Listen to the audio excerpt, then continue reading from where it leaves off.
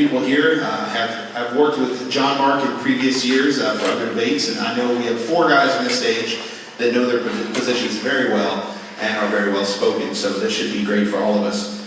Just to quickly let you guys know the format that we'll be following, this is considered policy debate format. We'll have an opening constructive argument from each one. In between, there will be 3 minutes of cross-examination. The constructives are 8-minute prepared speeches that also refer to the other constructive speeches. So they will cross-examine each other for 3 minutes, and then we'll follow up with 4 closing rebuttals, 1 from each person. So you'll hear each person speak for 12 minutes, as well as hear them question the other side. So very informative. Everyone gets equal amounts of time, as well as a little bit of prep time in between. So there might be a minute or 2 of silence while they take notes in between speeches, and you guys will just bear with us for that. Now to the introductions. Keep in mind, guys, there are no judges for this debate, no winners, no losers. Each and every one of you out there are judges for this debate. We hope you can take some information from both sides and make your own determinations. The resolution that we are debating today is, morality is not contingent upon, nor does it require, a deity of any kind. On the affirmative team affirming that resolution are Matt Dillahunty and JT Everhard. Matt Dillahunty was a Southern Baptist for more than 20 years. Turn this one down just a little bit, guys. That's kind of hot. We're gonna get some feedback when they talk. I'm sure they can hold it closer to their mouths. Matt was a Southern Baptist for more than 20 years. He began a broad, prolonged investigation into all things religious in an attempt to bolster his faith and pursue a career in the ministry. This investigation continues, though he abandoned faith and religion in favor of skepticism, reason, logic, and scientific evidence. His interest in apologetics led to the creation of the ironchariots.org website. Matt has served as president of the Atheist Community of Austin since 2005.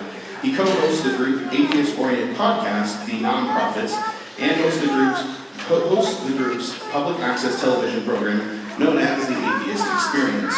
This program is a 90-minute live weekly program that takes calls from listeners around the world, prompting many debates on a variety of religious and philosophical topics. He has been hosting the program since 2004. Welcome, Matt Dillahunty.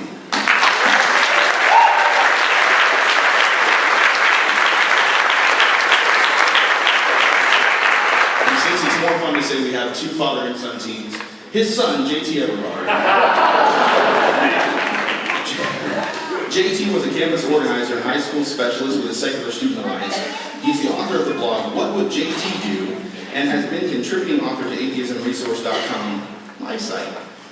Before joining the SSA, JT was known most as a debater on atheism, LGBT rights, and the co-founder of Skepticon's annual conference. JT also co-founded and led the SSA-affiliated Church of the Flying Spaghetti Monster in Missouri State.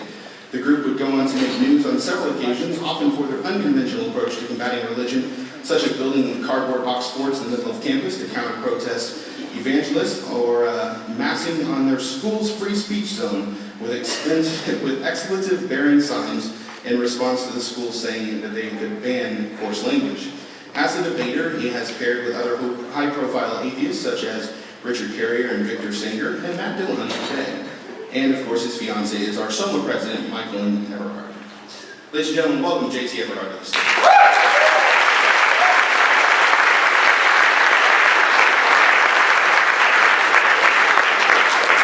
2 gentlemen that need very little introduction to a lot of you, and they share the same last name.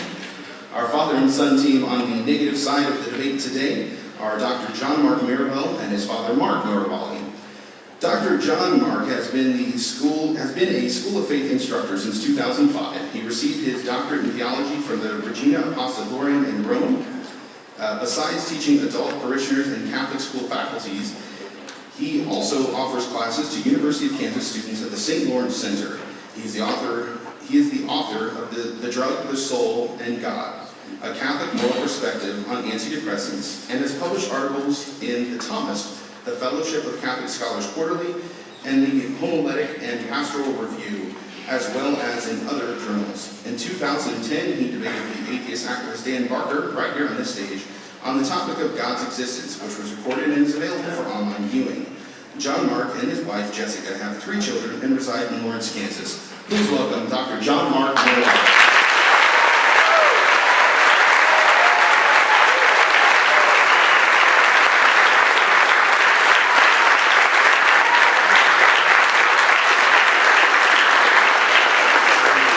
Obviously, Dr. John Mark comes from good stock because I had to use like 6-point font for your bio.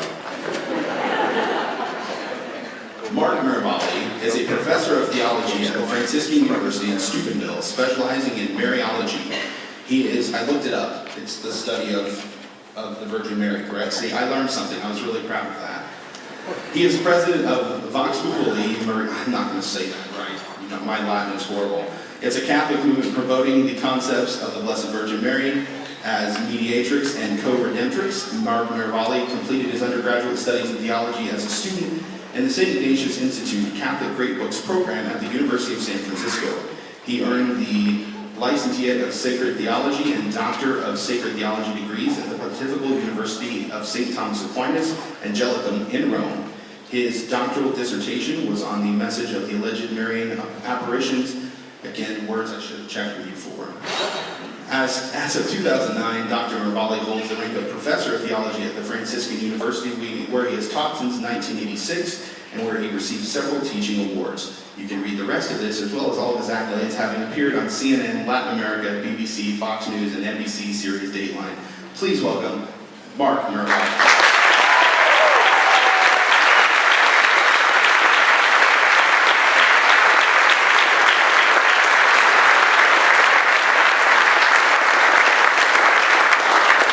All right, at this time, I'm going to invite JT to the stage to start the debate. I will sit off to the side and will require very little moderation from myself as long as everyone follows the rules. Let's begin moral combat.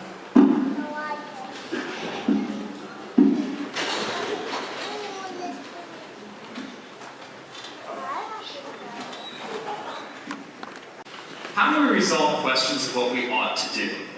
And how do we determine if we ought to change the oil in our cars? Well, it's pretty simple.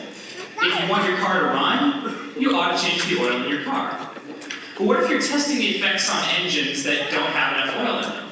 Well, then you ought not to change the oil in your car. But it pretty much all boils down to what we want. If you want to be clean, you ought to take a shower. If you want to attract flies, you ought not to take a shower. And this is true even of our various religions. This is why a lot of our monotheistic religions create a heaven that everybody wants to go to and a hell that nobody wants to go to. Otherwise, how could you appeal to me that I ought to obey the Ten Commandments? Because what if I determine that hell's where the party is and heaven sounds boring? What if I want to go to hell? What ought I to do with regards to the Ten Commandments then? Well, obviously, if I'm going for what I want, I should disobey them. So in order to determine what we ought to do morally, we need to figure out what desire moral commandments satisfy in us. And I think it's a pretty easy one. We all want to be happy. This is why we all have jobs we hate, right? Because we're happier having a roof over our heads and foods in our mouths and we're waking up and going to work every day. So just like we acknowledge that if we want our car to run, we ought to change the oil, once we realize that we want to be happy, then it's time to start insisting that we and our neighbors live in particular ways that maximize our happiness, assuming they want to be part of our society. And once we make the baby step toward deciding that living in a world where people don't regularly kill their neighbors and rape their pets and steal their pornography, when that world is better for us to live in, then we immediately have all the motivation we need to conceive of moral rules, i.e., I won't steal from you if you won't steal from me. Now, a possible objection to this is, whose happiness do we maximize? What would I say to the person who says they'd be happier stealing a stereo than not stealing the stereo? And what I'd say to them is that we share happiness and sadness, and happiness is maximized by living harmoniously. We look no further than our reaction to the Boston Marathon bombings to realize how happier we are working together and not doing harm to one another. What's more, smiles are contagious, right? And we cry at movies, or at least I cry at movies, and we're revulsed by blood and suffering in horror movies. And nobody thinks for a minute that these represent real human suffering, and yet they affect us in very real ways.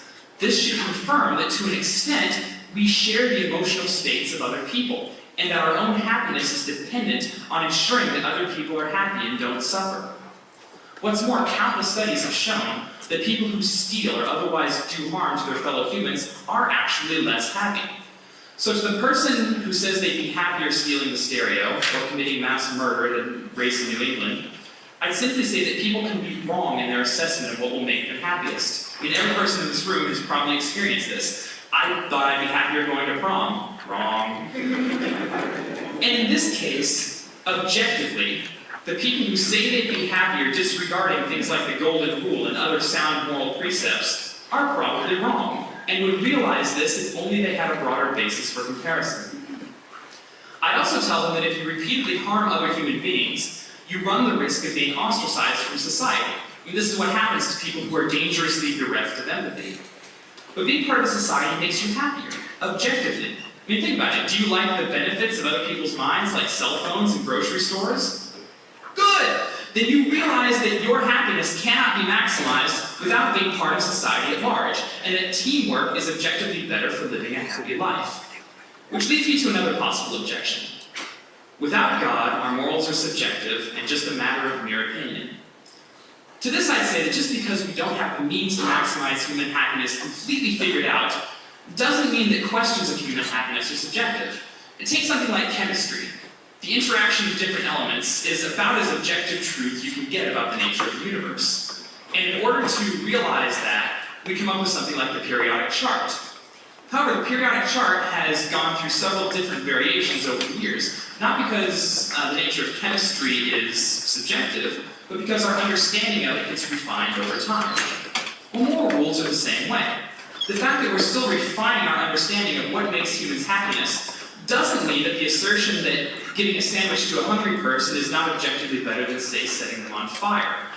Exaggerations like this show that we can tell the difference between what makes someone happy or sad objectively. And all we do from there, all we've ever done from there, is just refine, refine, refine. Not only does this system require no appeal to God, it would make no sense to give God the credit for this system even if you tried. If moral rules are conceived by people from different cultures without supreme knowledge about what maximizes human happiness, then we'd expect some disagreement about what the moral rules should be. However, if God created moral rules, we'd expect there to be much more agreement on them, since he could have made the moral facts of the universe as undeniable to us as the fact that gravity exists. Why would a God create moral rules he wanted us to follow, and then leave us so confused about what so many of them are? What's more, compassion-based morality exists quite clearly in other animals. Take piranhas, for instance.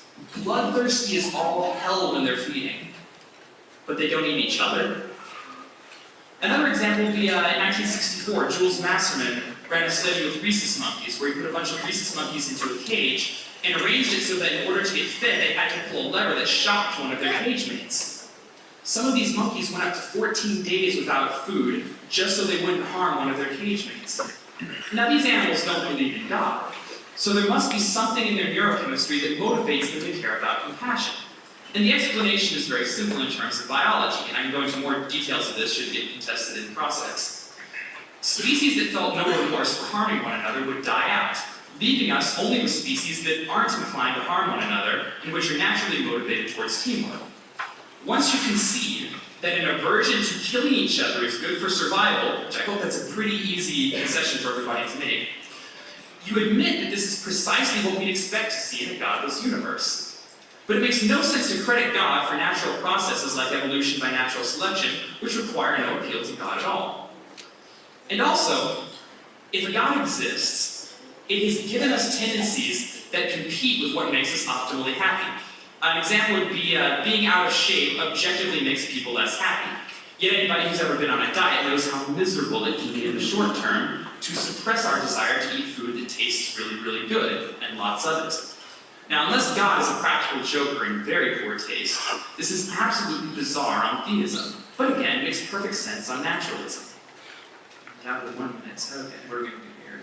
We'll just get to the end. There's something in us when we read the horrors in our holy books. An example would be Exodus 35:2 in the Bible that says you should kill anybody who works on a Saturday. There's something in us that enables us to read passages like that and say, this is not moral. This was never moral. It never be thought to be moral. It's obvious that we need nothing more than an interest in societal happiness and reason, both of which we have, to explain our revulsion to those decrees.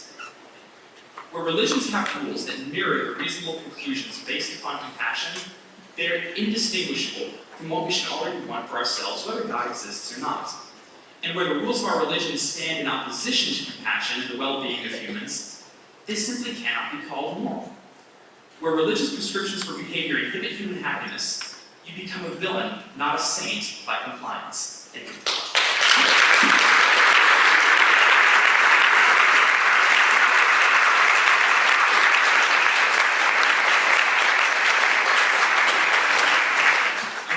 My background's in music, so I'm gonna like musician on stage pose here. Thank you, JT. You're welcome. Apart from many particular cases, which I will take exception both historically and factually, and especially the biblical element, I'd rather ask a question that kind of seems to summarize what I perceive to be your overall position. That is, that essentially, as people experiment, the greatest good for the greatest number will come forward, that happiness will be achieved by having the majority have happiness versus what perhaps may not be best for the minority. And what concerns me about that is that there's a fear for minorities.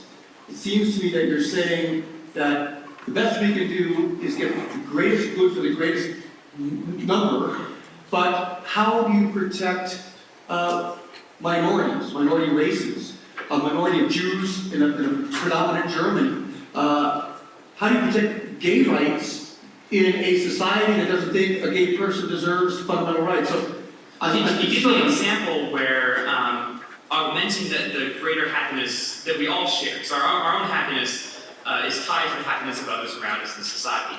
Can you think of an example where maximizing happiness for everyone would require us to kind of move on the minority? Sure. I think I'm supposed to be asking you the question, but I'm not going to answer. I'm sorry. The dimension of... I guess the answer can take the form of the question. Fine. Go to Australia, the lost generation, when it was perceived that happiness of the greatest number of Australians would be benefited by taking the Aborigines and preparing them to be servants. The majority caused oppression to the minority, and that's a position that I don't think is a viable moral position.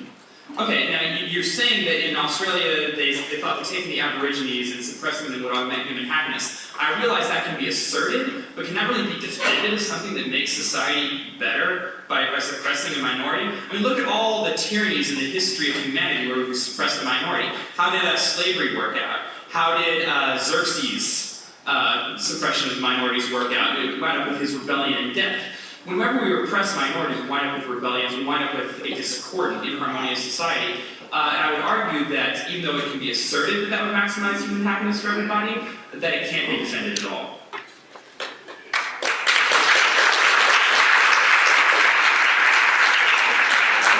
I don't know, I can respond. Thank you. I would simply say that's not good enough.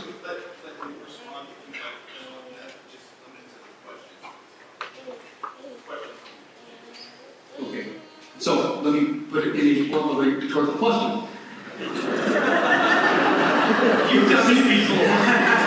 It seemed to me that you're not protecting the atheist or the theist when you are saying that eventually we'll get past killing Jews. Eventually we'll get past doing what we did to the minorities in Australia. And it would seem to me that that's not a valid moral principle that defends the personal good of the atheist or anyone else. I'm not saying that we'll ever get past that, because I don't know what the future brings for humanity. What I am saying is that anybody who is asserting that doing that maximizes human happiness, you can't defend it. Obviously it creates discord in societies. And what's more, even if I can't quantify the amount of human happiness, that doesn't unmake the argument that trying to maximize human happiness is what we ought to be doing.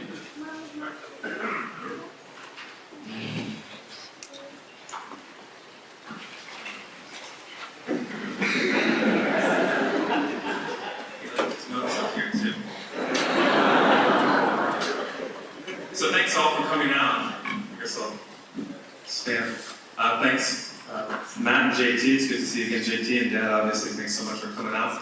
So obviously, hopefully obviously, what Dad and I will not be arguing is that you need to believe in God to be good. It's that you need to believe in God to make sense of your ability to distinguish between right and wrong in the first place. So I will be arguing that it doesn't make sense to believe in morality while not believing in God, and Dad will be arguing that because we can't know that God exists, we can know that He is actually the source of morality. Again, the main question, which I was glad to see JT was working toward, is Where does morality come from? What is the basis for the difference between right and wrong? Now, his answer seemed to focus on happiness. My concern is that he's not defining happiness at all. Because clearly, there are some definitions of happiness which cannot reasonably be claimed to be the source of human morality. For instance, if you define happiness as feeling good, which JT seemed to be doing at a certain point, well then obviously you could never make sacrifices for the sake of doing what's right, because the sacrifice by definition is where you give up feeling good in some respect in order to do what's right. Now, he seemed to be saying that, well, in the long run. Well, in the long run, for whom? In the long run, in what respect will we all feel better if we're moral? I don't know if you ever saw this movie, Owning Mahoney, but it's a true story about a gambling addict, and he has to give up his gambling because he's spending millions of dollars of his own bank's money, and his therapist says, what's the greatest pleasure in your life? He says, gambling. On a scale of 1 to 100, how great is it? He says 100. He said, what's the next greatest pleasure in your life? Mahoney says, 20 on a scale of 1 to 100. And his therapist says, can you live with 20? And Mahoney says, yeah, I can live with 20. The point being that even if his life has a drastically reduced pleasure experience for the rest of his life, it is still the right thing for him to give up gambling because it's bad for him. So clearly, on any reading, feeling good cannot be the basis for what's right. But if you define happiness, as some do, and as I would, as fulfilling your purpose as a human being, then yeah, I think pursuing happiness in that sense is the basis for morality. But of course, then the question comes, where does this purpose that we're trying to fulfill come from? Let's look at it this way. We recognize that what something is supposed to be or what it's supposed to do depends on the purpose it was given by the one who made it. Such that, if something hasn't been made by someone for some purpose, there's no way to say what it's supposed to be or what it's supposed to do. And I'll give you a couple examples. My son likes to paint, but he's only 5, so I can't always tell what it is he's painting. So suppose I go into his room and I see a piece of fresh paper on his desk, and it's got, a piece of paper on his desk, and it's got fresh paint on it. I might say, oh, what's this supposed to be? Which is what I usually say when I see fresh paint on his paper. And he might say, well, actually, Dad, I spilled that paint by accident on the paper, so it's not supposed to be anything. Because he didn't make it with some purpose, it's not supposed to be anything. Or suppose I'm out sawing wood in my shed, and my son comes out and he says, Dad, what's all this sawdust for? What's this sawdust supposed to do? What are you supposed to do with all this sawdust? Now, of course, the sawdust is an unintended byproduct of some other process. So I would say, actually, it's not really for anything. You're not supposed to do anything with the sawdust, so you can do whatever you want with it. You can use it for your gerbil cage, you can use it for kindling, you can mix it with milk and serve it as cream of wheat to beavers, I don't care. That was weird, but it was all I could come up with, I'm sorry. The point is, because I didn't make it for some purpose, there's nothing it's supposed to do. Okay, now apply that to morality.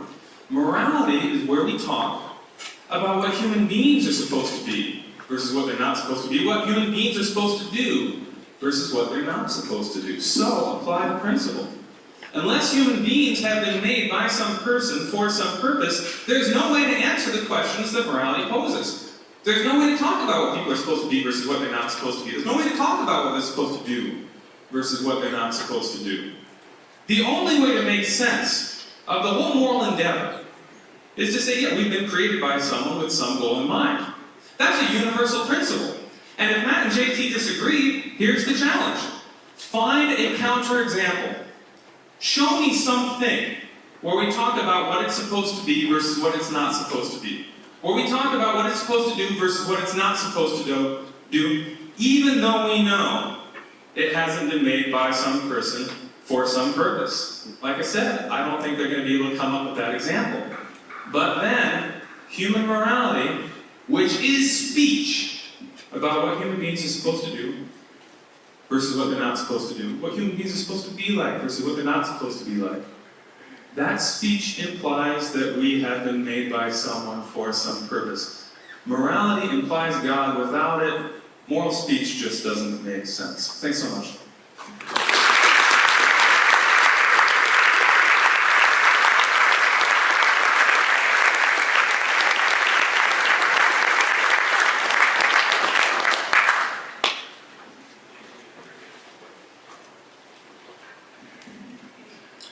Not rebut, just question, right? Okay. You'll get your chance.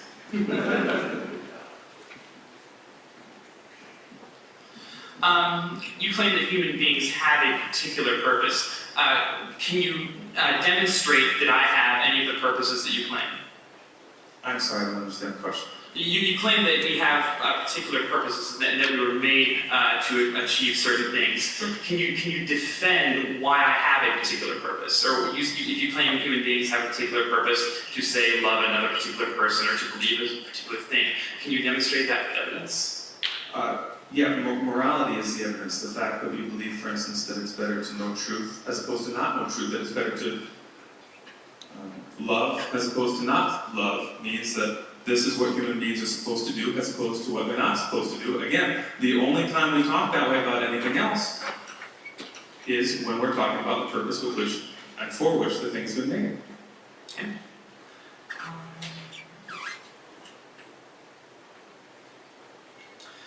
You said that purpose is derived from having goals in mind.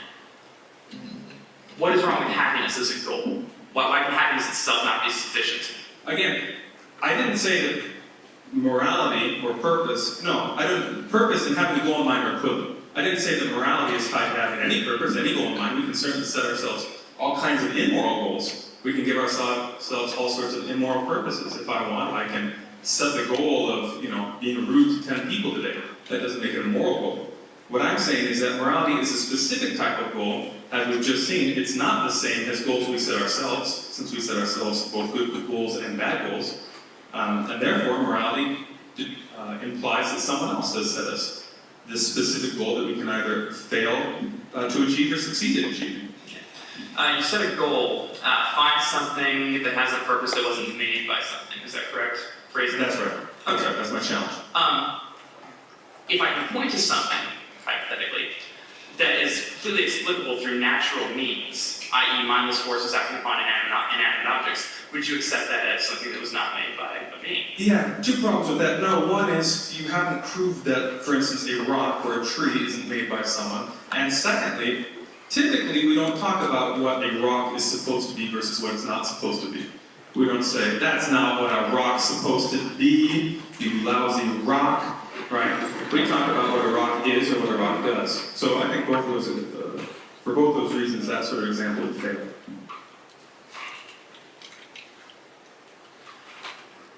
In your example of the gambler, you said you gave up 100% in the short term for 20% in the long term.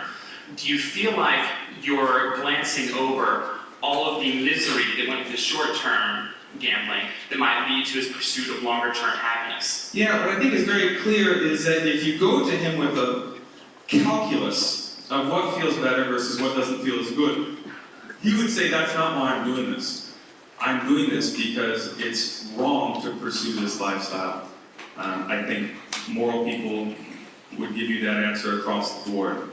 And he would say, right, because he may die the next day, and still it's the right decision, even if he never kind of totals out in pleasure on the long run. Thanks.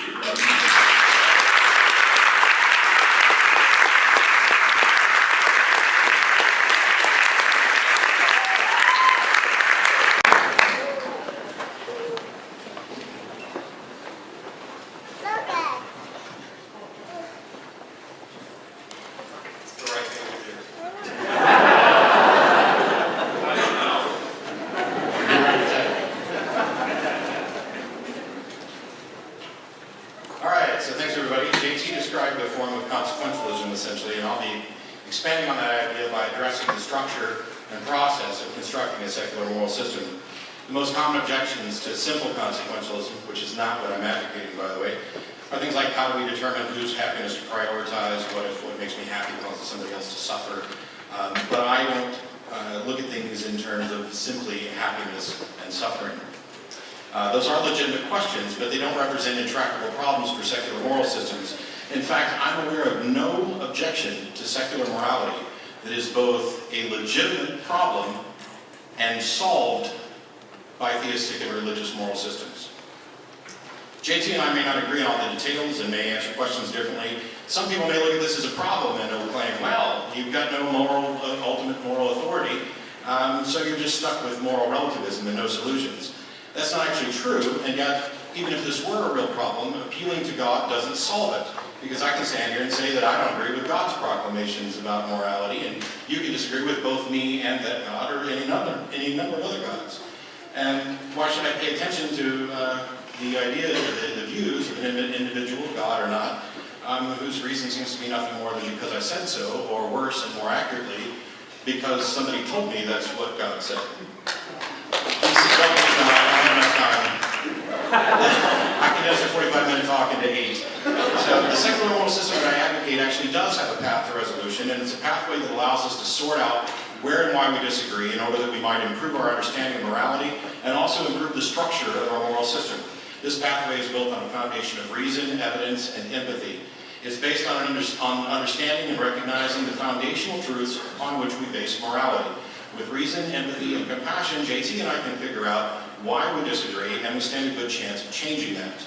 I've spoken in the past about how secular moral systems are superior to religious moral systems. In fact, I think secular moral systems are the only true moral systems, and that religious moral systems aren't systems at all, but are basically pronouncements about morality. They don't offer a mechanism or method for evaluating and resolving moral questions. It's usually little more than one claim after another with no actual regard to why. The biggest problems, though, are the fact that they are externally oriented, someone else is deciding your major for you. Inflexible, they offer no path to improved understanding, and you cannot correct dogmatic foundational values. If our opponents are arguing on behalf of theism alone, and I have no idea if that's actually what they're doing, but it could be, then they've already lost. Theism is the belief that a God exists. That proposition on its own tells us nothing about morality. In fact, I could concede right now that a God exists for the sake of argument, and it doesn't give us one bit of information about what that God wants or thinks. It doesn't tell us whether that God is good or evil, an evaluation we must make for ourselves using reason, evidence, and empathy. Theism alone cannot serve as a moral system or even a moral foundation, because whether a God exists is separate from what that God thinks about morality, which is also separate from whether or not we know what this God thinks about reality, which is also separate from whether or not this God is correct about morality. Curiously, moving from theism to actual religions doesn't solve the problem, it amplifies it, which is why there are 1,000 denominations of Christianity and tens of thousands of denominations of other religions that don't agree on morality or much of anything else. So the facts that we use to build a moral system. Number one, we are physical beings in a physical universe. Our actions have consequences to ourselves and others, and those consequences are also physical, which means there are truths that we can discover about these interactions, and we can evaluate them. We're neither aware of, nor should we be concerned about magical, supernatural, additional concerns. In the same way that we can address physical well-being, which we often label as health, thank you, Sam, we can begin to assess well-being in a broader context: mental well-being, societal well-being, individual well-being, group well-being. Number two, for any situation, there is a finite set of possible actions that one can take. The consequences of those actions can be assessed with respect to their impact on well-being. Clearly, some consequences are going to be better than others, and that's all we need to get started. Those that improve well-being, and there can be many of them that improve well-being to different degrees, the fact that we can't quantify it or even necessarily tell which one might be better doesn't change the fact that they are all improving, are evaluated as morally good or right. And the ones that decrease or detract from well-being are evaluated as morally evil or wrong, and there are things that are evaluated neutrally. But the fact that we can comparatively rank these evaluations means also that there must be some set of one or more actions that represent the moral pinnacle or moral absolute for that situation. Not for every situation. I'm not talking about an absolute, universal absolute, but for that situation. And that's the level at which we discuss things. We strive to compare similar situations. We compare the consequences of our actions to the values that we've based on improving well-being, and we leverage that information to make it easier to address similar situations in the future, creating a complex mesh of moral framework. But what about the values that we're assessing them with? Why those values and not others? Morality, as I use the term, is about well-being. It's not about, nor does it require, an externally intended purpose, and any more than our health requires a purpose. It's simply a fact about who we are in the universe in which we live. If someone means something else by the term, then we're clearly not talking about the same thing. I'm interested in well-being. And I'm convinced that the normative use of morality in conversation, because I don't have a bunch of degrees, is that morality points to well-being. That's all that we're all really talking about when we talk about this term.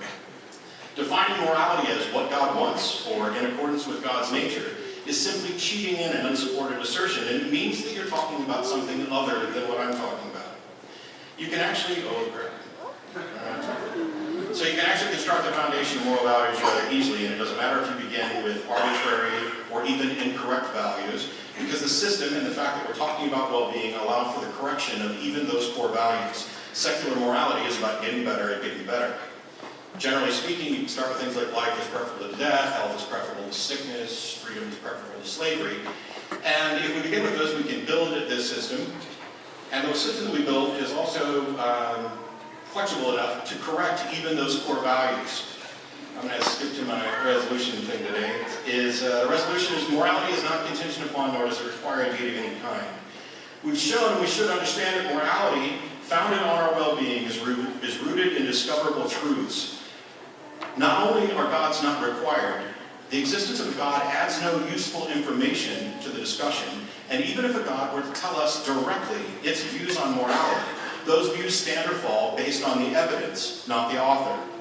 Whether or not a God conveys views on morality, we're still forced to use our brains and our empathy to determine whether or not the claims are reasonable and true. I'm always curious how Christians, for example, determined that God is the good one and Satan is the evil one, without simply asserting that that's the case. What was their standard of evaluation? Because using God as the standard of evaluation is circular reasoning. Meanwhile, I'm free to evaluate both of them and find them both to be horrible moral foundations, whether they exist or not. Thanks.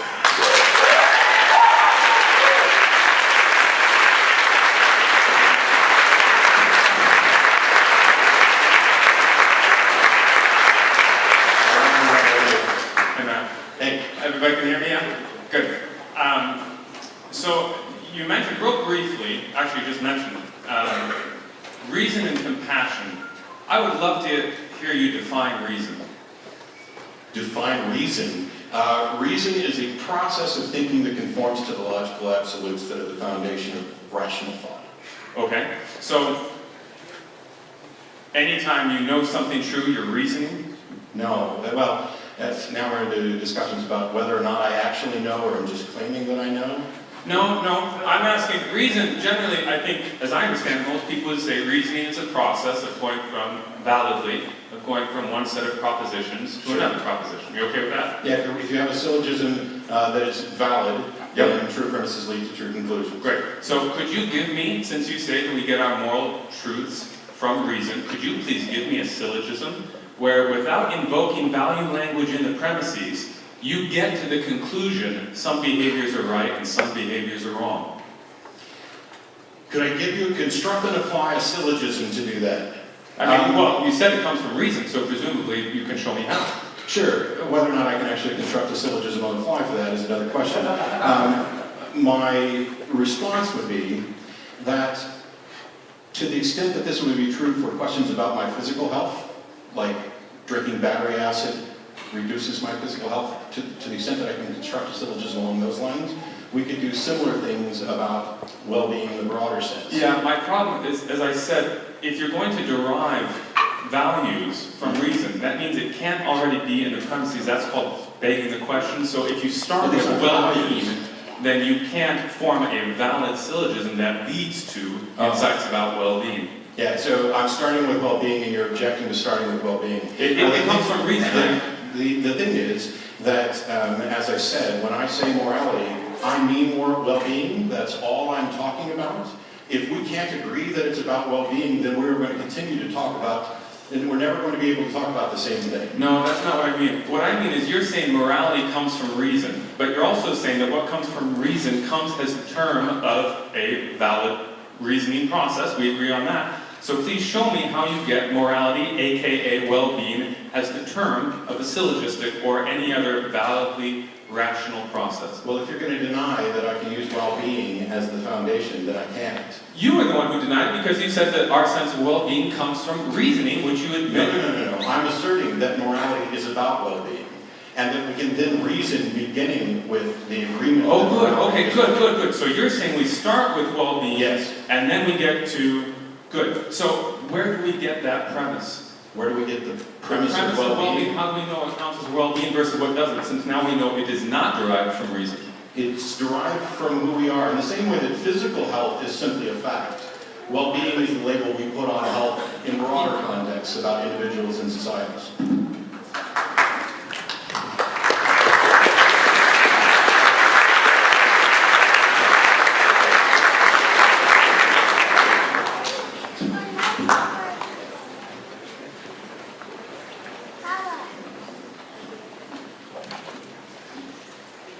I'd like to begin by thanking, of course, Matt and JT and Adam.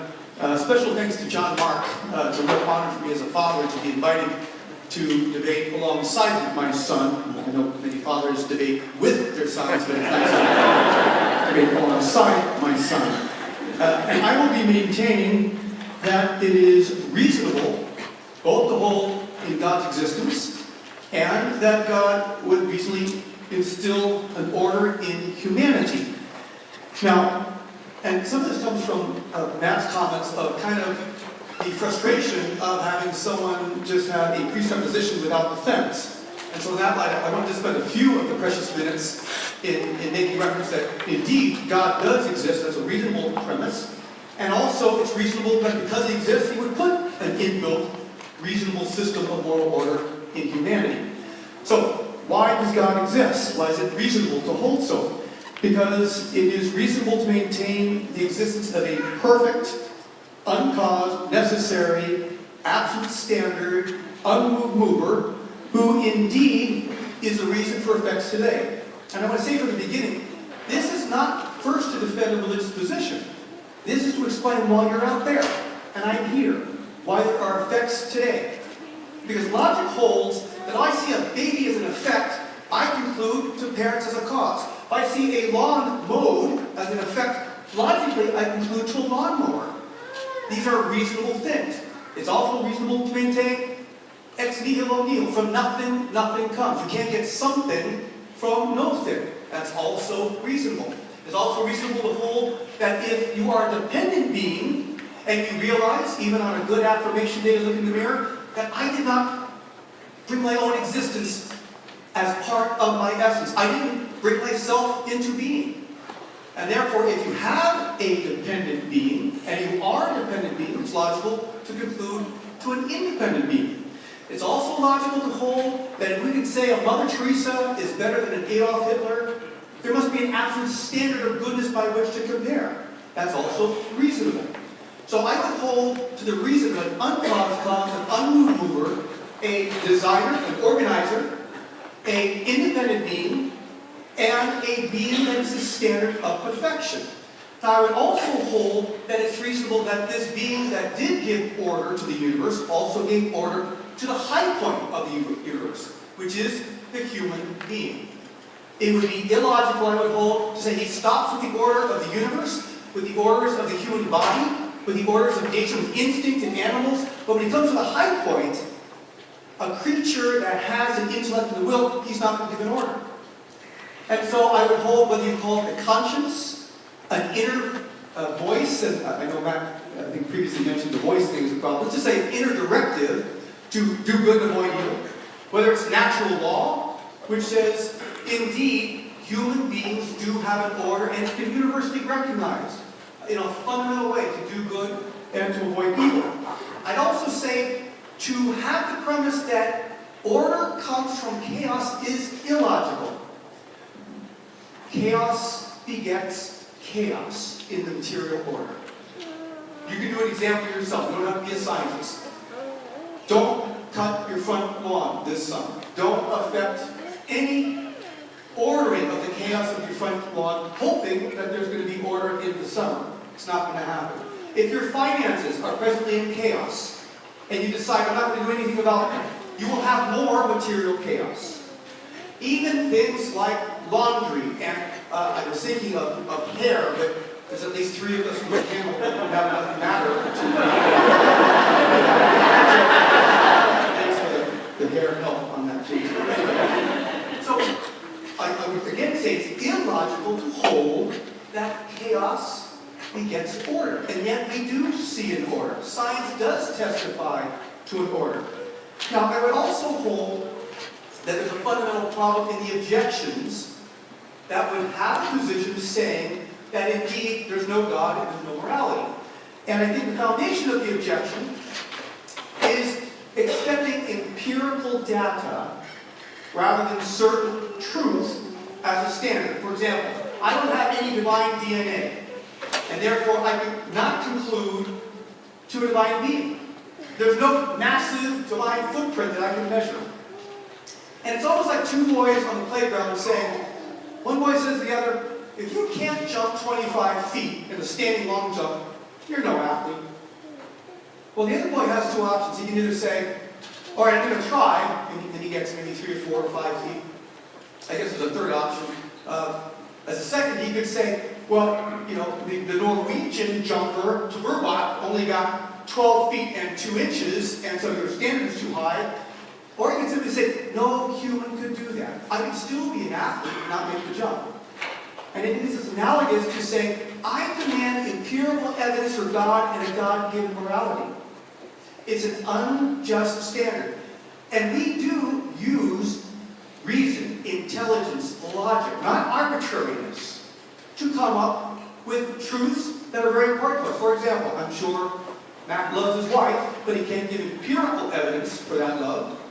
I'm sure JT doesn't think we're in a collective hallucination. Somebody said you might use Matrix, but I'm too old to understand the Matrix speak, so but we're not about all under collective hallucination. That cannot be empirically proven. So let's be clear. A mathematical, scientific, empirical standard for truth is a false standard. And we don't, for example, what lab experiment tells you that rape is evil? What mathematical equation tells you that it's wrong to torture a kid? These are certain truths, important truths, and we don't have reason. So let me end with just a brief account. Let's say you have a 7-year-old boy talking to his mother. He goes up to his mom and says, Mommy, prove to me that you love me. And the mother's patient and says, well, honey, I can't prove it the way you're asking me to prove it, but look what I do for you. I love you. I care for you. I nourish you. I'm always there for you. So I'm here. I do care, and I love you. The little boy says, not good enough, Mommy. Prove it. The mother says, sadly, honey, I can't prove it the way you want. But I will tell you, I am here for you. I care for you. And I love you. And I hold the same for God. It's reasonable to hold. He is here for us. He does care for us by instilling a moral order that's been universally granted, and that He loves us. The last part is just my belief. The rest is reason. Thank you.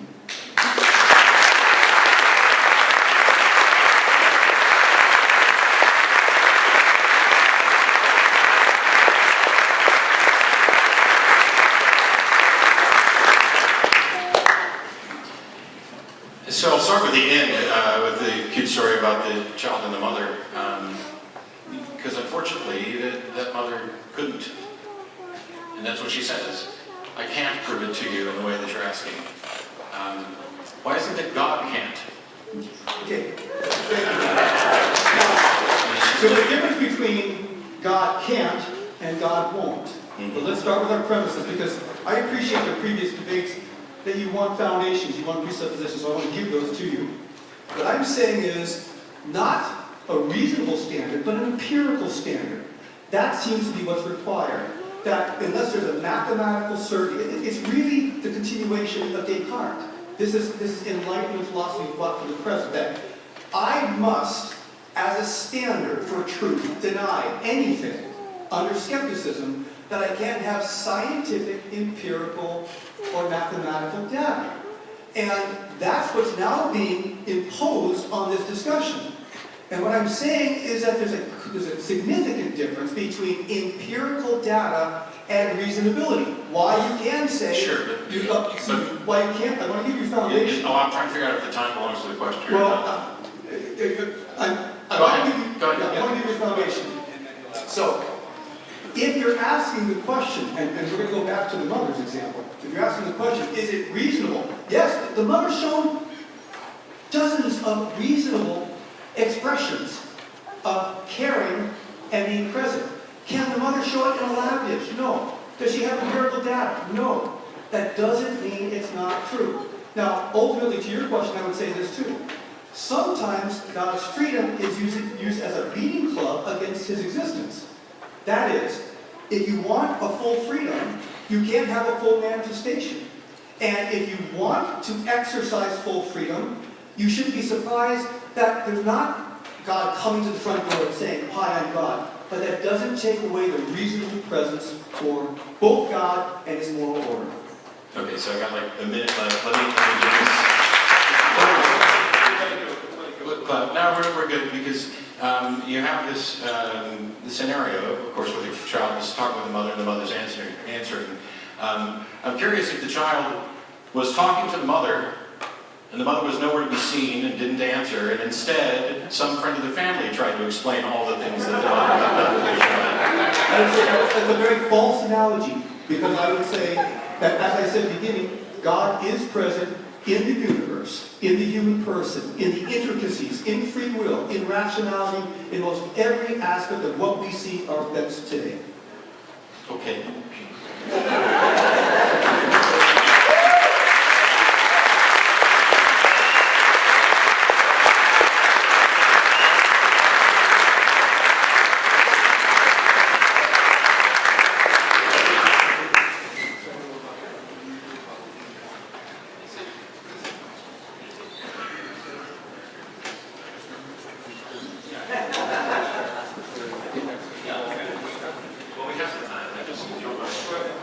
Will you all wait while I run to the restroom?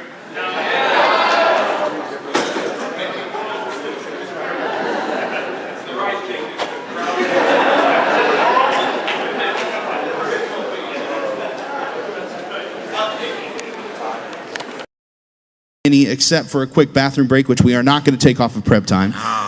Both teams will be able to use the additional 5 minutes split up amongst yourselves to add to your speeches. In other words, if you go up to 5 minutes over, that is okay, and I won't stop you, all right? 2.5 then per rebuttal, 5 minutes total per team. So it gives you a little bit more time. Yeah, 6.5 minute speeches, in other words, if you need it. Guys, please welcome John Mark Miravalli back to the stage for the first negative rebuttal.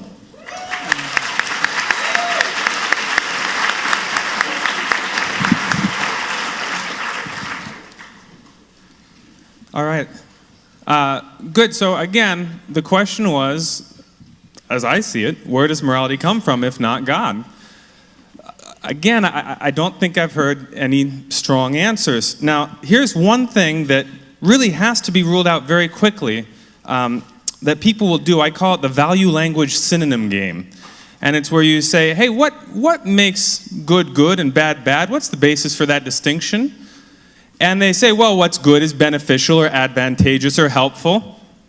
And what's bad is harmful and hurtful and negative, right? In other words, they just keep going on and on depending on how big their thesaurus is, finding different words for good and different words for bad. Well, of course, finding different names for the same thing is no substitute for giving a clear, helpful description or explanation. So, for instance, when Matt explains morality, and we say, what's morality? Where does it come from? And Matt says, well, it's about well-being. Okay, well, what determines well-being? Well, it's about good consequences. Well, there's good again. There's well in well-being. It's about getting better at better. Well, my goodness, there it is. Value language synonym game at its finest. That doesn't answer the question. Compassion Does compassion answer the question? No, it doesn't. As anyone who's seen that old movie, Arsenic and Old Lace, can tell you. If you remember that old movie, you have these two ladies who feel so badly for poor elderly men that they go on a killing spree to wipe them all out. Even though the old men, by the way, don't want to be wiped out.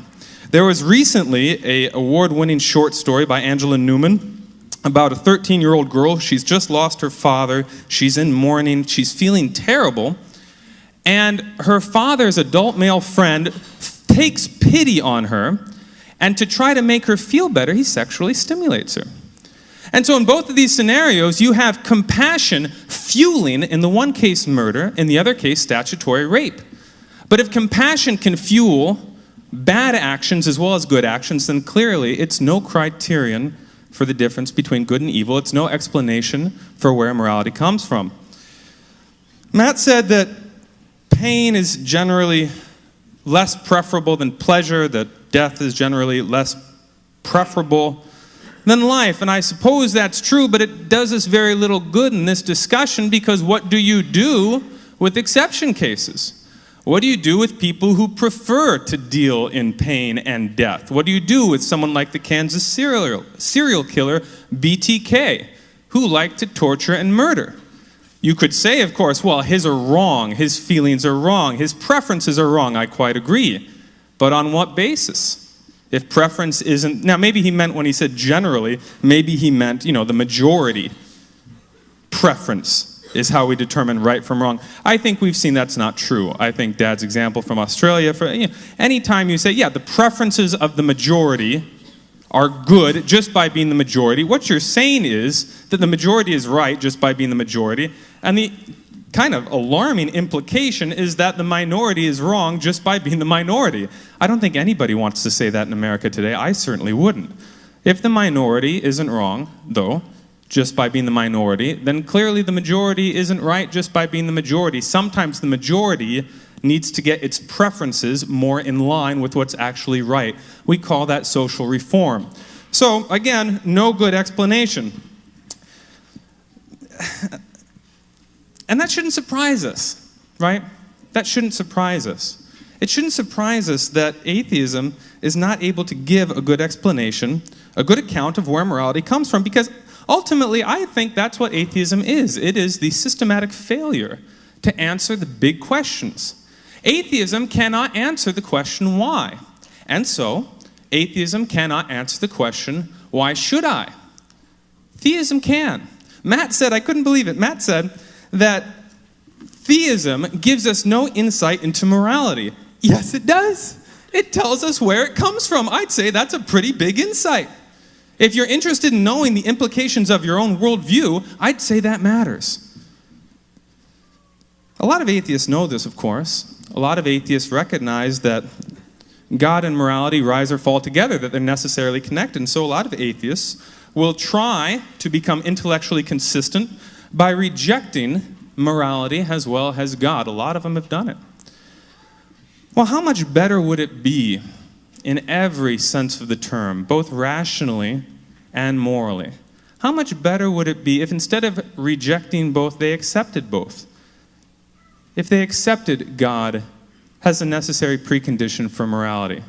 That wouldn't just be the more reasonable thing to do. That would be the right thing to do. Thanks very much.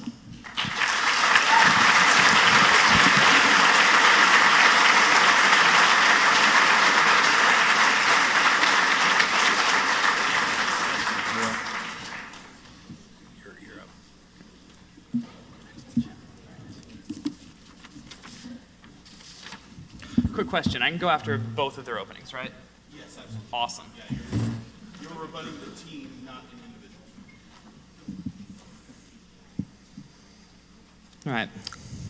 In his opening, John Marks said a definition of happiness as feeling good doesn't work, and this is why he said so. You could never make sacrifices. Not true at all.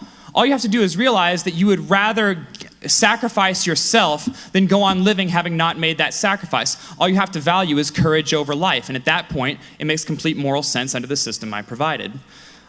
He talked about the gambling analogy, where he said the gambler gave up 100% happiness for 20% happiness. And he said that ask a gambler and they'd tell you they were doing the right thing. What do you think gamblers say when they check themselves into rehab? Are they there because they're doing the right thing or because they've hit rock bottom? Let me help you out with that. You cannot check another person into a gambling rehab center because they have to check themselves in because they won't take someone unless that person has hit rock bottom. So to tell me that a gambler gives up happiness just because of some arbitrary moral rule out there when he'd rather be happy, it's an incoherent concept. It doesn't even make sense. He challenged me. If something hasn't been made by something, then it has no purpose. And I asked him if I could come up with something that is completely explicable through natural mechanics, i.e. mindless forces acting upon inanimate objects making something, would that count? And he said no, because you haven't proved it isn't made by someone. Well, you can't prove a negative. If he was saying that Smurfs in the middle of the sun were what made it burn, and I said, well, there's all these natural explanations and mechanisms that would account for the burning of the sun with no appeal to Smurfs in its center. You can't just say, well, you haven't proven then that Smurfs aren't responsible for those natural means. Well, no, I haven't, but I can prove that there's no requirement for those Smurfs to exist. And that's about as close as you can get to proving something doesn't exist in any sensible way. He said, everything that's made by something else has a purpose. I am the product of my parents. My parents made me. Sex. It happens. But the purposes they tried to ingrain upon me are not necessarily my own. That's the beauty of living as an autonomous person. I determine what is purposeful in my life. If I want to look at the stars and learn about them, it doesn't matter what anybody else, any God, any human being wants of me. That has value to me, and therefore it's a purpose in my life.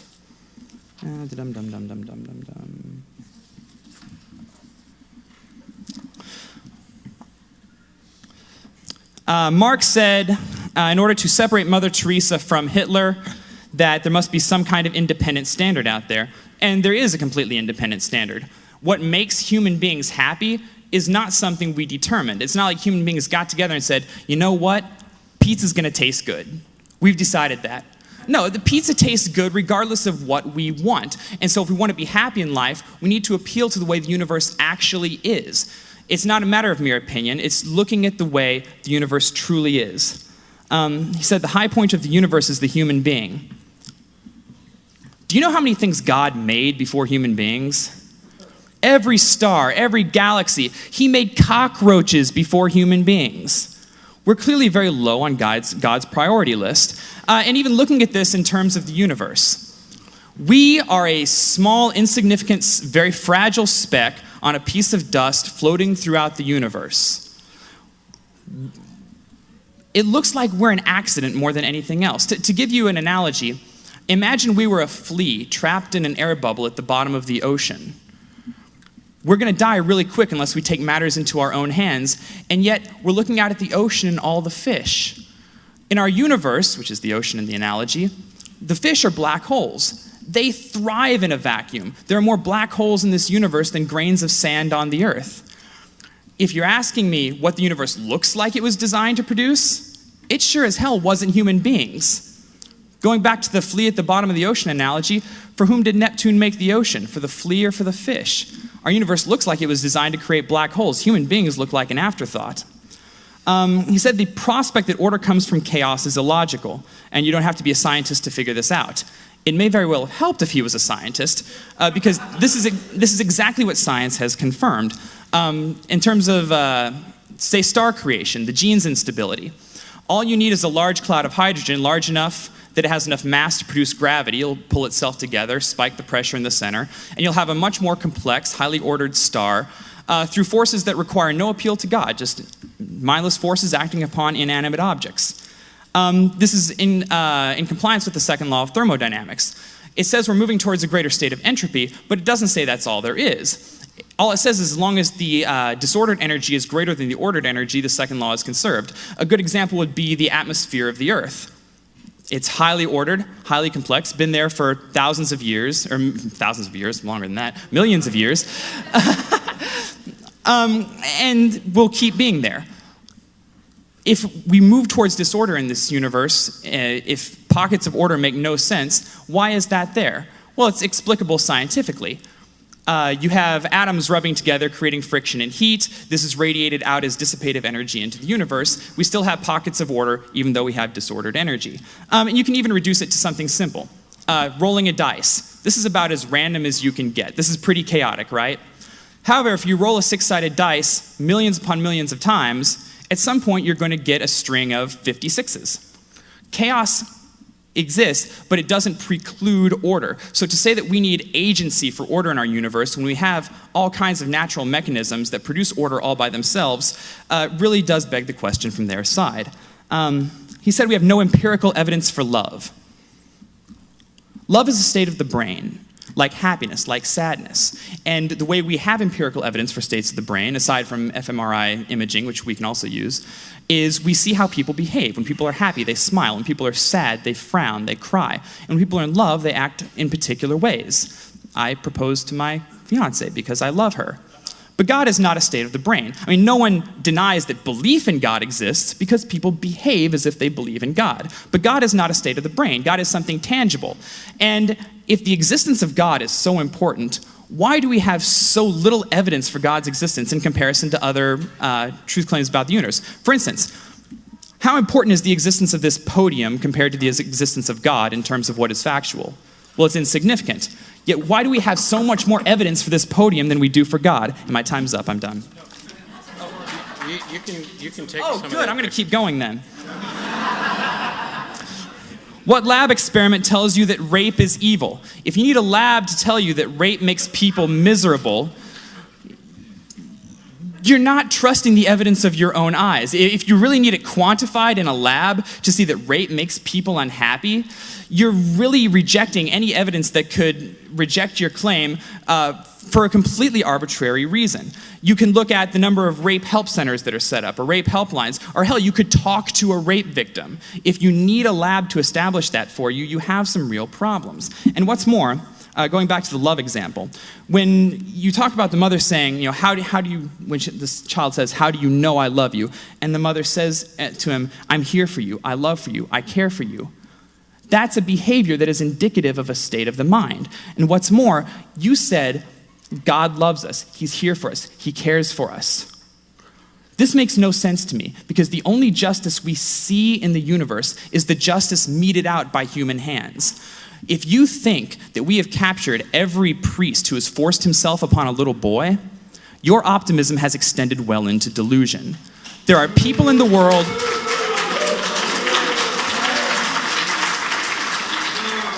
There are people in the world right now who have committed atrocities who will simply never be caught.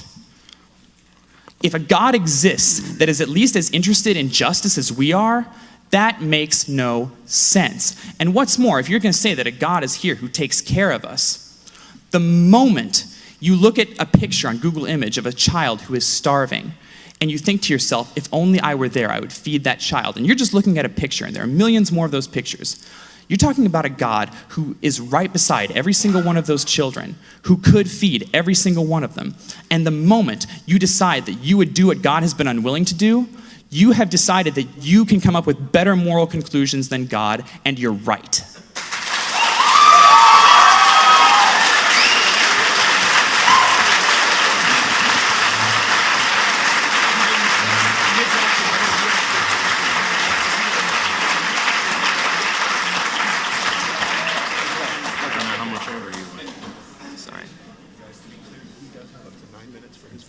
That is how much is left of your program. You could go up to 8 minutes on your, or sorry, 7 minutes on your final speech, if you need it, okay?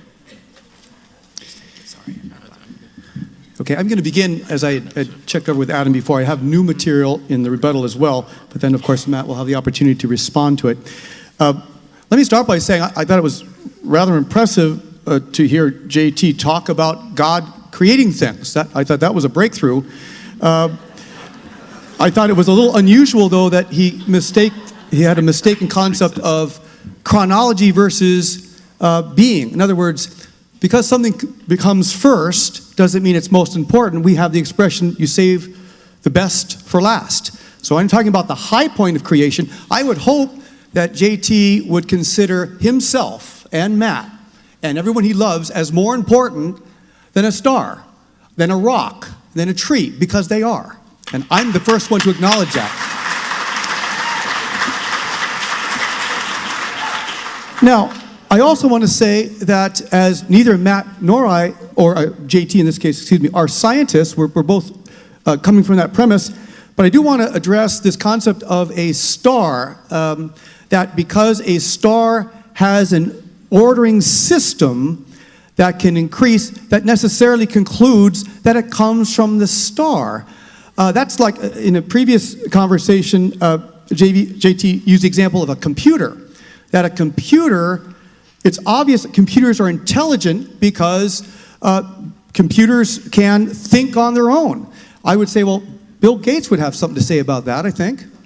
I think also anybody who knows about a computer says a computer doesn't build itself, it doesn't program itself, it doesn't operate itself. You don't ask a computer information or even advice about dating or other things that are rather important because it's not intelligent.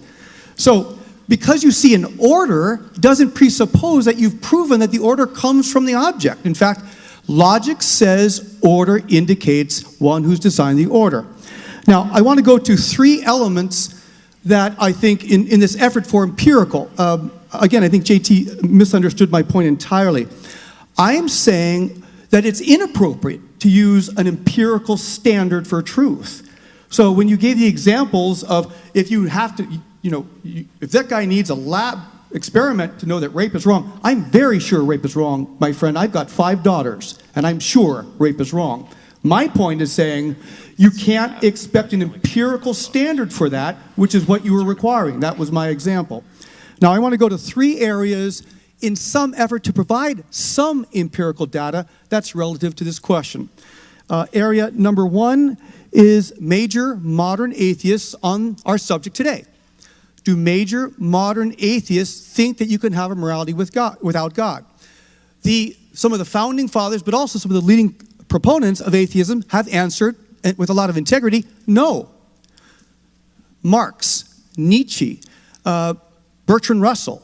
In fact, what Nietzsche said in his famous book, Thus Spake Zarathustra, is, God is dead and I'm worried. I'm worried that the whole global moral system is going to fall to shambles. Now that's wrong, but at least it's honest. At least there's an integrity with that. So atheists in their major voice have said to today's question, no. Many of the major atheists and saying, without God, you're not going to have a morality. Second area, major modern atheists' definition of person. And I want to make sure that you get this accurate, so I want to read these quotes. How do modern atheists define you and me, and therefore, how are we supposed to treat each other? Because, of course, that's the basis, right? If you're a piece of trash, if you're a dog, if you're something to be removed, you don't expect a morality to protect that. Why? Because you're not worth it. So listen to the definition of modern atheists. The French de Maurier says, man is, quote, a fungus on a minor planet. Schoenberg, quote, man is a hairless ape. Sartre, man is a useless passion. Our own Oliver Wendell Holmes, man is no better than a grain of sand. If that's the case, how are you going to protect a woman from being raped? If she's no better than a hairless ape, fungus, slime, how are you going to get a moral system to say it's wrong to do this based on that definition? How are you going to stop kids from being abused? How are you going to stop sexual abuse from anybody, which is always intrinsically wrong, not based on some arbitrary God, but based on a God who gives an order based on the nature of the human being. It's not arbitrary, it's what protects humanity. Now, I also want to say in terms of stats, and again, this was dictated by an effort for getting as much empirical as we can. The last area are statistics regarding state atheistic governments. Now, these are objective studies. I encourage you to look at these. There's the Rommel study, which is the study of democide. How much death in what area takes place? You've got Johnson as a historian. You've got Barrett. You've got the very prestigious Paris-based Center for the History and the Culture of Communism, which are mostly atheistic societies presenting their own data regarding what is still the most commonly accepted moral wrong, which is murder. What do the statistics say? In the 20th century alone, when you combine 7 million of Lenin killing his own, when you combine 41 million of Stalin killing his own, when you add 72 million of Mao killing his own, when you add Angola and Zimbabwe and North Korea, what do you get as a grand total of state murders of their own people from an atheistic government? 180 million people in less than 100 years. Now, one would be quick to perhaps respond, yeah, but what about the Crusades? What about the Inquisition? What about the religious wars of the 17th century? Let's crunch the numbers on those, because that is something empirical. If you combine 8 crusades in 2 centuries, if you can combine the Inquisition of 3 centuries and the religious wars of the 17th century, you put those numbers together, it is equaled by the 1975 atheistic cleansing of Cambodia, 1/3 of its own people. When you look at the historical experiment and you do the numbers, the experiment of atheism as a moral foundation to protect people fails. So we're not just talking about a handful of well-intentioned and perhaps inconsistent atheists saying, I do want to be good, and I want to help others to be good, and I want to protect people. We're not talking about that. We're talking about whether atheism can sustain a global moral system to protect individuals. And the historical, empirical data says a resounding and a frightening no, it can't. And that's why less than 1% of all governments in the last 2,000 years have been atheistic based. Of that less than 1%, you have more state murder of their own than 2,000 years of Christian governments. So what's the goal? The goal is to eliminate wrong and personal injury wherever it is, to respect people, to see the inherent dignity. And so that leads us to the fundamental conclusion, and this is what I'd like to conclude you with. It's not that individual atheists cannot be good. It's that atheism is not good for individuals. Atheism doesn't provide either a world system or a personal system that defends an atheist, that allows an atheist to have the same rights and the same protection of personal dignity and freedom and brilliance and creativity that every atheist and every theist deserve based on their definition of person, based on the existence of God. And that's why atheists deserve better than atheism. Thank you.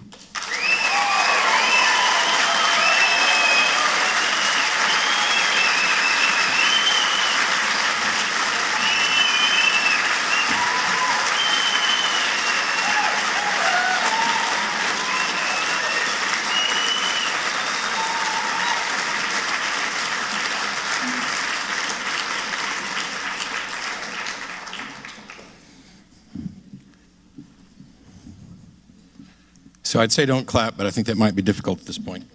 I agree that we need something better than atheism as you define it. Thanks. This damn thing is kind of in here. So theism and atheism are merely positions on whether or not a God exists. Theism is simply the position that a God exists, not that it's a good God, not that the God is a source of morality. So when John Mark is talking about personal religious, he's letting his personal religious convictions, which he didn't bother to defend during the debate, infuse what he's talking about when he mentions theism. Because theism and atheism contain no information about what God thinks or what gods think, and cannot be used as a foundation for moral conclusions. They've built a case on theism and tried to argue a little bit for the existence of God, which is a debate we could probably have some other time if you want to. But you simply can't, they try to say that God is necessary, therefore, or some God exists, therefore, and therefore nothing. You simply can't get there from here. The existence or non-existence of God tells us nothing about reality, and that's why JT and I haven't built our case on atheism. We've built it on physical truths about reality. Morality, if it's about anything, is about the well-being of thinking creatures. What's good and bad is about which improve or diminish well-being. And John Mark talked about the value language synonym game, but I'm tying good to physical truths about our existence, and they're asserting that it's good because it comes from God, who they define as good. I still don't know how we determined that God was the good one. Is it impossible that there's an evil deity? I'm also not arguing for the majority opinion, despite what John Mark suggested. My discussion of general rules was relative to the situation, not the individual. One of the criteria that I actually cited was about freedom versus slavery, and equality and fairness is something that we can attribute to everybody. The criteria are factual and data-driven. I'm not sure why having daughters gives you an understanding of why rape is wrong as opposed to simply being a human being, but I'm glad that having daughters does help you know why rape is wrong, and I'll point out that you didn't cite God as the reason why you know rape is wrong. Citing various definitions of atheism, which aren't actually definitions of atheism, but are various philosophical views that are consistent with atheism, is a non-starter. If I start saddling you with what Westboro Baptist Church said, I think you'd object to that. So let's debate what I've actually said and not dead or absent atheists and what they thought. The various states that you cite that were atheistic, many of them were in fact atheistic, although I would argue that they adopted and created a religion surrounding their leaders and particular ideologies. There has been no secular humanistic society to measure, and that is the position that I am advocating, because atheism has nothing to actually say about morality. It's once I stop believing in God, now I need some way to do this. Are you taking that as a win? Yeah. So, atheism itself has nothing to say about morality. And you ask, can atheism sustain a global system? No. And neither can the fact that I don't believe in fairies or elves.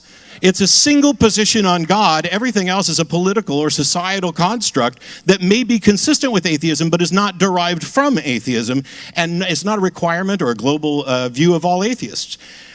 Personal dignity and freedom that we atheists deserve, I agree, and those are Enlightenment principles that stood in the face of religious oppression and religious discrimination.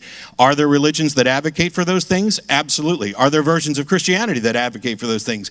Absolutely. My position is not that all religions are bad or that all versions of Christianity are bad. Some people have managed to get it right in spite of all the bad stuff. Some people graduate. We have offered a case that is consistent with atheism, but would still be useful and true even if a God existed. If God exists, that doesn't change whether or not slavery is immoral. And no matter how many holy books or gods explicitly advocate for slavery, it's still immoral to own people as property. I mean, this isn't even a question anymore. We solved this and we don't talk about that part of our holy book. That atheism is a failure on addressing the big questions. Atheism doesn't attempt to address the big questions. It's a position on a single issue. Do we have sufficient reasonable evidence to justify belief in a God? That may be a big question, but I don't think it's a particularly hard question, and the answer is clearly no. You see, either a God exists or it doesn't, and if it doesn't, we're done. If it does, it either interacts with reality in some detectable way or it doesn't. And if it doesn't, its existence is indistinguishable from its non-existence. So to have any productive conversation, we must be talking about a God that manifests in some detectable way in reality.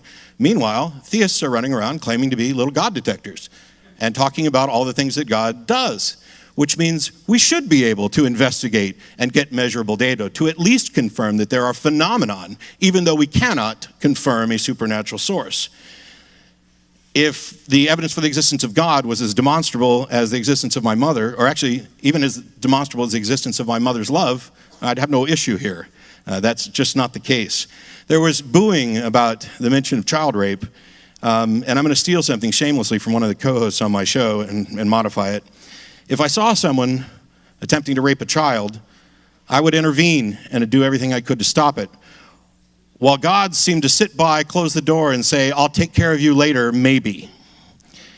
Which makes me objectively more moral than those gods. And that's true for all of us. Morality is about us, the participants in reality, the people whose well-being is at issue.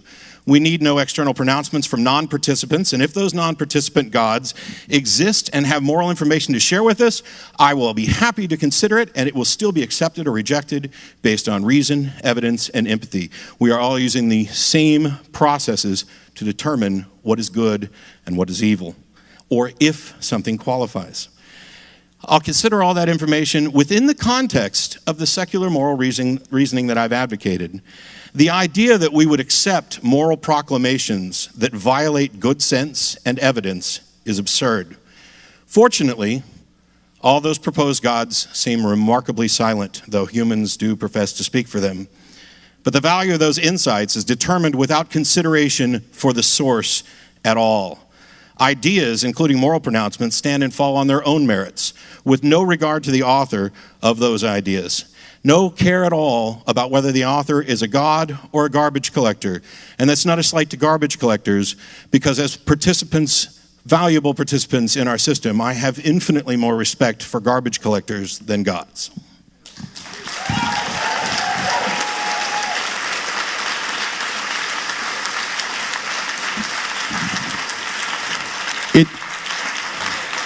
It does appear that the speakers have used the allotted time for the entire debate. We do not have time for questions. I'm sure all of them would be happy to carry on these discussions in the hallways. Don't leave if you want to watch Nate Phelps. It's a fantastic presentation coming up. We've really been looking forward to it. He's a good guy. So we're going to get things set up for his presentation, which will come next. Ladies and gentlemen, thank you for attending Moral Kombat. A round of applause for our debaters.